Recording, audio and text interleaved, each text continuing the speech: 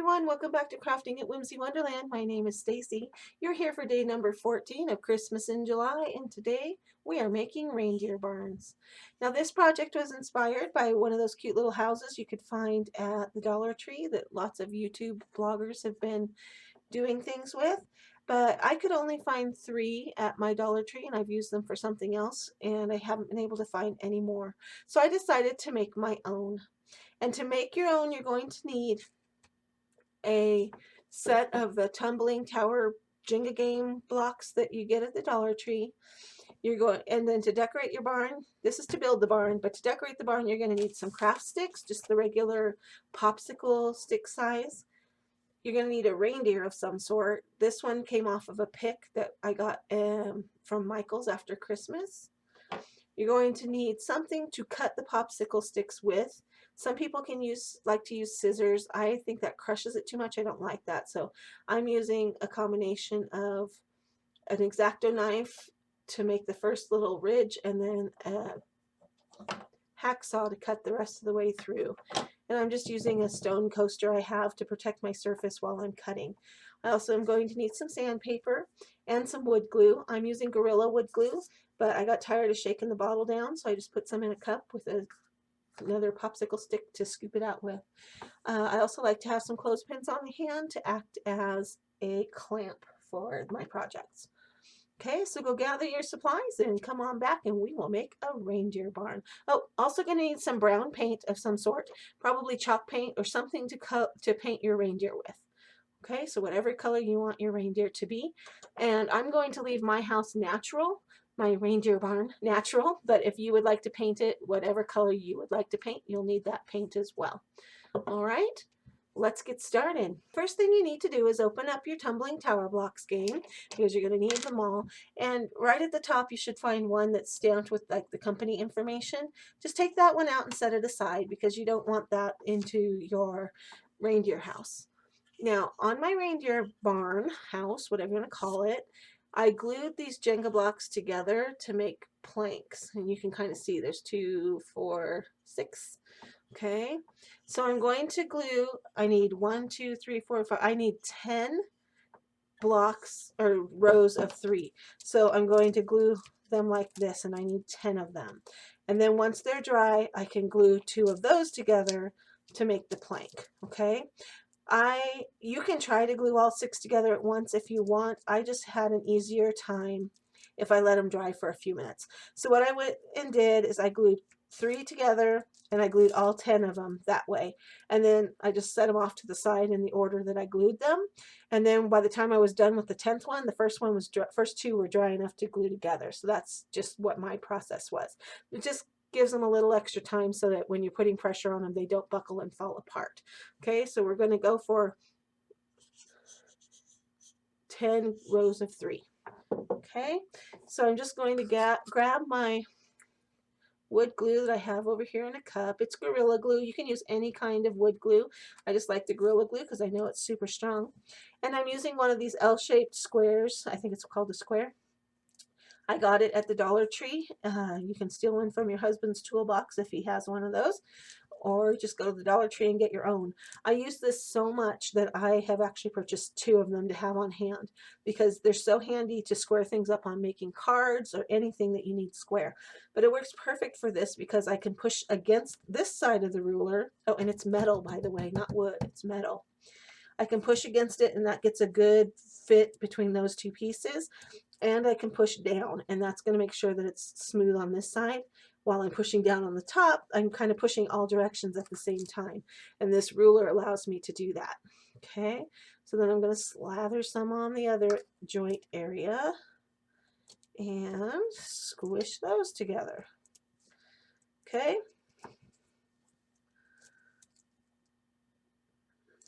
then I'm just going to take that and set it aside and let it dry for a few minutes. I have finished gluing all 10 bars of 3 and I have 5 left over. If I were using that one, I would have enough to make 2 more bars. You can choose to, if you're making more, you can choose to go ahead and glue these together, or you can just put them aside and save them for the next project because there's a bajillion things you can do with those lovely little blocks. Now I need to glue these into being my planks. So I'm going to take my wood glue and I'm going to slather it all down the side. Being liberal enough with your glue that it's going to hold, because you're going to be doing some stuff with this house and decorating it up, and you want it to withhold the weight of that. So don't be chintzy with your glue. Go ahead and square that up. Wipe off any excess. And just kind of hold it for a second, squeezing the two pieces together. Wipe off any excess that comes out. Keep them square. I like to wipe some glue along the seam just so it fills in all the little cracks, all the nooks and crannies. And I flip it over just to make sure that there's no extra glue puddled up on that side. Now I have a plank and I just need to set it aside to dry. Okay? Then once I have all that together, I'm ready to move on to the next step. So I'm going to do the rest of the gluing of the planks off camera.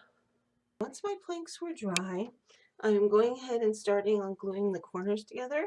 And I'm using two of my Dollar Tree rulers to make sure that the corner is square.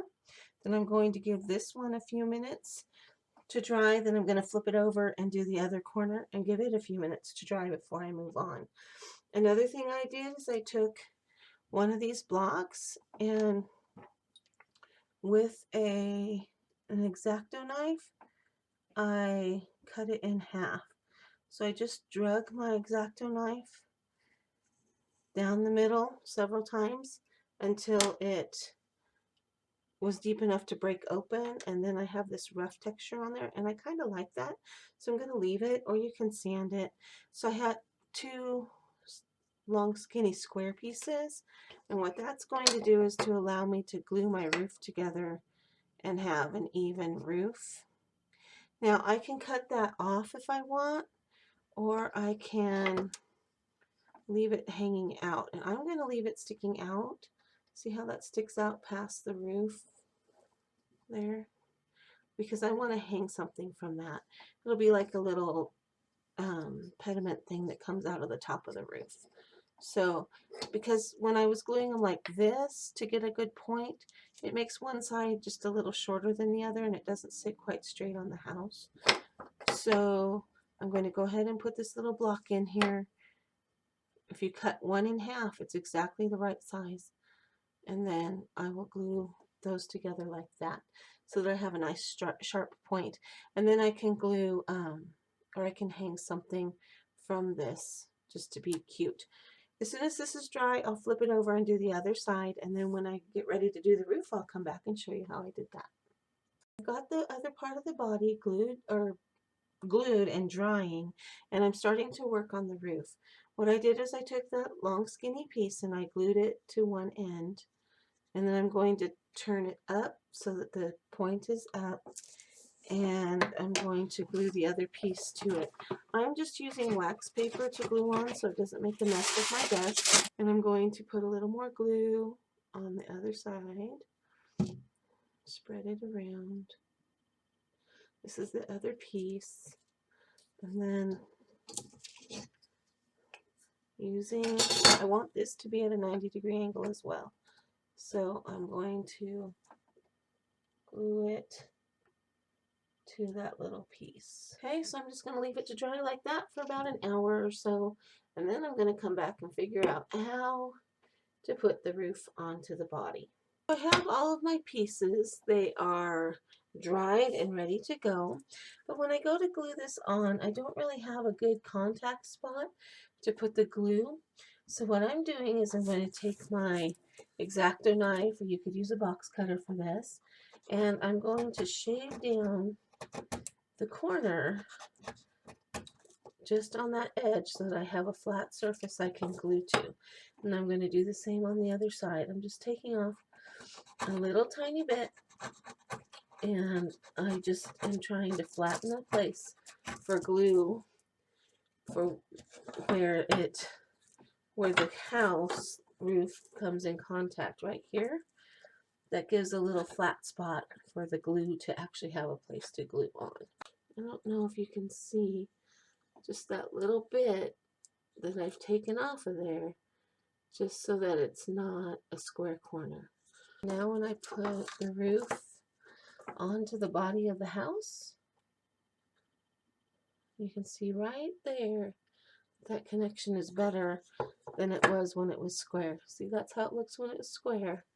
But now it just fits on there just a little more tightly. Now I am going to put glue on this little edge, and I'm hoping that it's going to hold enough glue. And there'll be extra all over the place, I'm sure, to have to wipe off. Get my roof centered. Always work on wax paper when you're gluing, or some kind of non-stick surface. I'm going to let this sit and dry for a little bit, and I will come back and show you what I'm going to do next. Okay, now it's time to get down to some of the fun stuff. The barn has been made. It's over here drying. It needs a permanent resident, a reindeer. So I'm going to do a few things to decorate up this house. So I have this reindeer. It came on a wire pick like this, and I just pulled the wire out with a pair of pliers. And I'm going to feel the bottom of his hooves to make sure they're smooth, because I'm going to want to mount him inside of the reindeer barn when I'm done. If there were any rough spots on there, I would just hit it with the sandpaper, just by holding the sandpaper down and running them back and forth across the sandpaper so that it's getting flat and they're equally flat. I've got a pretty rustic reindeer barn and a pretty glittery reindeer here, so that needs to be fixed. So what I'm going to do is take some folk art. This is the color Cinnamon. This is not my favorite brand of chalk paint. It has a high odor to it. I'm going to give this reindeer a coat of this chalk paint. And the reason I'm not just using plain acrylic paint is it doesn't stick as well. Chalk paint sticks to lots of things really, really well. So I'm just going to give him one coat and see where it goes from there. I'm not going to worry about his antlers, because I'm going to do those in more of a ivory off-white kind of color. Leave my stuff here to dry, and I'm going to move on to the next piece. Okay, here's the next piece that I'm going to work on, and what it is I'm working on a fence, like a little gate that I will put across the back just to give it some texture. So I have one full popsicle stick across, and I'm taking some more popsicle sticks and cutting them in half. And so far I've cut up in half 3 pieces, and that gives me 6 little rungs for my gate, and I think that's going to be just perfect. So you cut them at 2 1/4, and then after I cut it, I just rubbed it on the sandpaper to smooth it out. And the way I cut it was just like this. I took my ruler and I marked 2 1/4 inches. And then I took my X-Acto knife and drug it across that line a few times. You can cut all the way through. You can use a box cutter if you want, but at the moment I can't find my box cutter, so this is what I'm doing.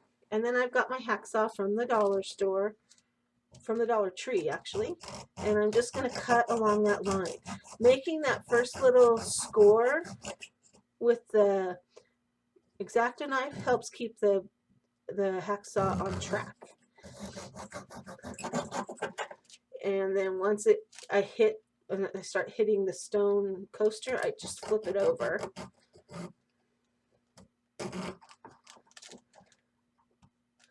And then this one split. I knew it was going to, because it was already cracked in the bag. And then I just rub it back and forth on the sandpaper to smooth out that cut edge, and I'm good to use it. Okay.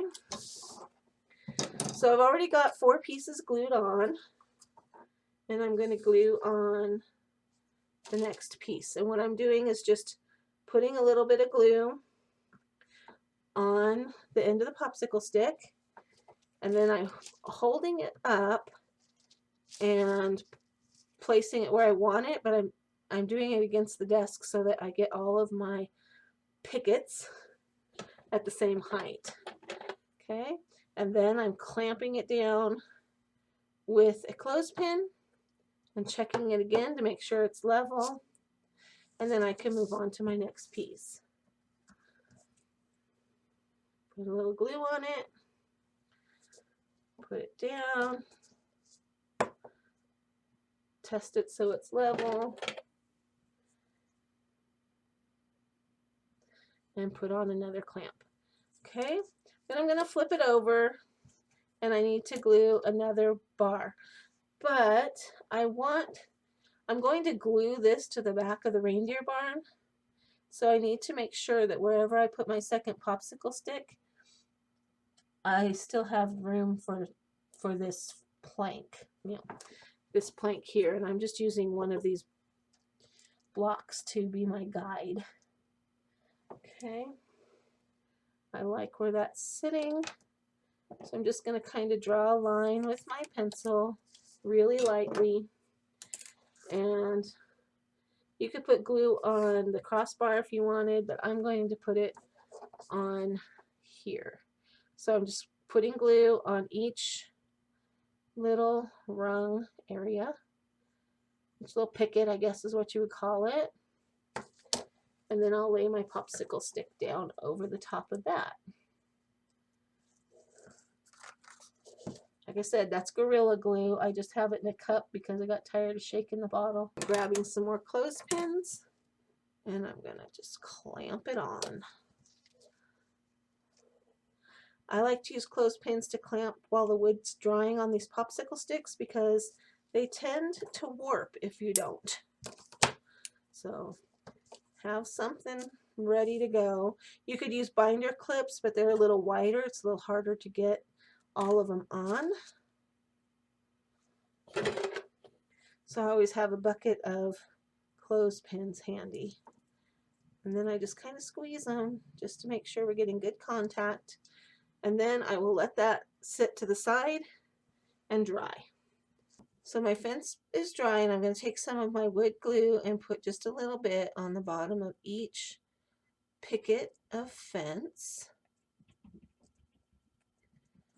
And then I'm going to place it down on the bottom of my house. And I'm going to leave it up a little bit from the edge. I'm going to put my punch there to keep the fence down. And then I've got a little shim up here under the roof to keep it from rocking too far. Hopefully that's making good contact under there. We shall see. I'll give it a little bit of time to dry.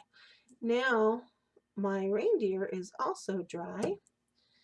So I am going to dry brush it with the antique Waverly water-based antique wax. Okay, I also painted the antlers while I was off camera. But I'm just going to dry brush over the reindeer's body just to darken him up a little bit in spaces.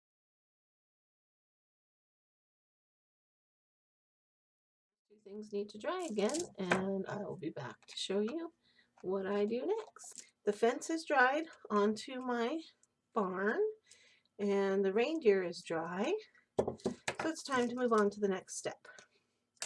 Now right now this deer looks a little creepy because his eyes are brown just like the rest of him.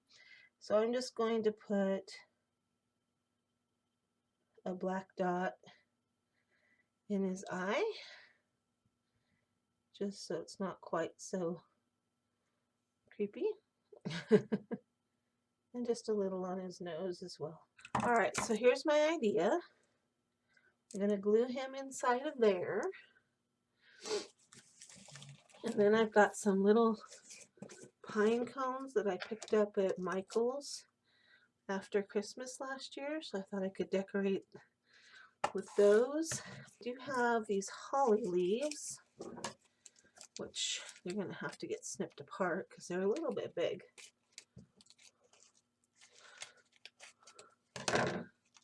They might even be a little bit big this way. So what I'm going to do is I'm going to fold this in half, and I'm going to trim it to be a smaller holly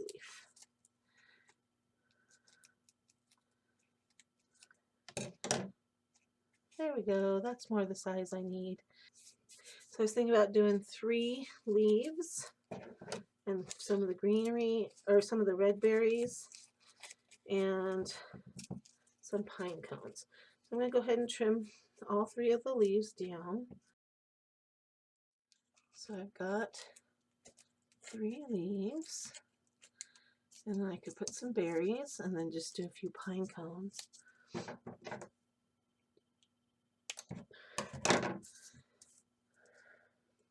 I don't do a lot of miniature things, so having this is a little bit different for me. Okay, so I've got my glue gun heating up over here. I just put a little dot on and glue that in.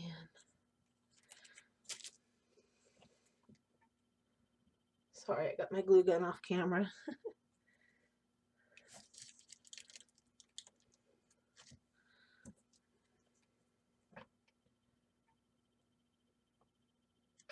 Just putting a little dot of glue on the back. I always like to put holly leaves in clusters of 3.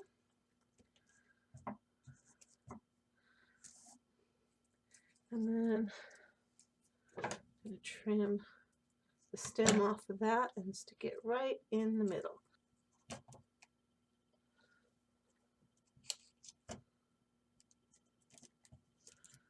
I don't know, I might not even need the pine cones. I could put a few pine cones down in here. That would be cute. I think I like this side the best.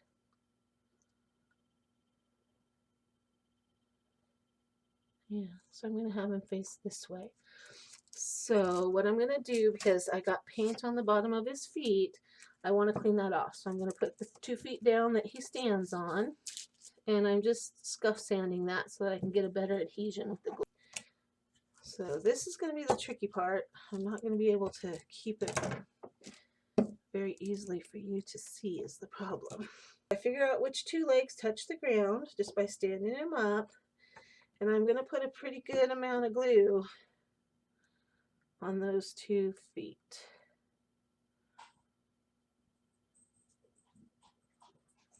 And then I'm going to place him in here, and I'm going to do it off center, and I got to just hold that down while it dries.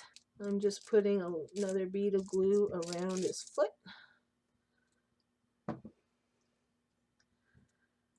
Just so he has a substantial amount of glue. I don't know if you can see that or not, but there's a pretty good puddle in there.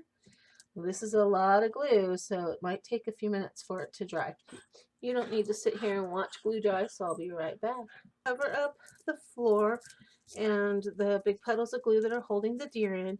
You could easily use one of those straw bale things. They have them at the Dollar Tree right now. Actually, the fall stuff is starting to come out. And you could cover it with that, but I'm allergic to those, so I'm going to bet a lot of other people are too. So I am just taking some raffia and cutting it into small pieces. This is a small scale thing, so I don't want it to be very big. Just little pieces, and I'm going to spread some glue in there and put some raffia in. I have no idea how much this is going to take, but here's my reindeer. It's glued in. There's big puddles of glue, and as it cooled, I kind of molded the glue around his feet. So I'm just going to start in the back with a little zigzag of glue, and I'm just going to throw the raffia in, and what sticks, sticks, and what doesn't will fall out, and I will stick it in the next spot. Shake it out, get rid of the extra. You don't want it all falling off. It's hanging over a little too much, so I'm just going to trim it back into my pile. Okay, a little more glue. Throw in another handful of raffia. Push it down, shake it off. I don't like how this is all hanging over the edge like that off the front, so I'm just going to take a little trim. Not trying to trim it straight, I just want it to not hang over a whole bunch. Okay, I'm liking the looks of that. I think I'll take a couple of little pine cones and put down in the corner. Let's see, you tip it back so you can see it. Still have these little berries. So this time I'm going to leave the stem a little long so I can poke it down in between the pine cones. Some glue on there. I'm just going to poke it right down in the middle. And this one, I think can go right in there as well. Just want to make sure I've got these pine cones attached so they don't fall out on somebody. I'm going to glue it to the fence a little bit.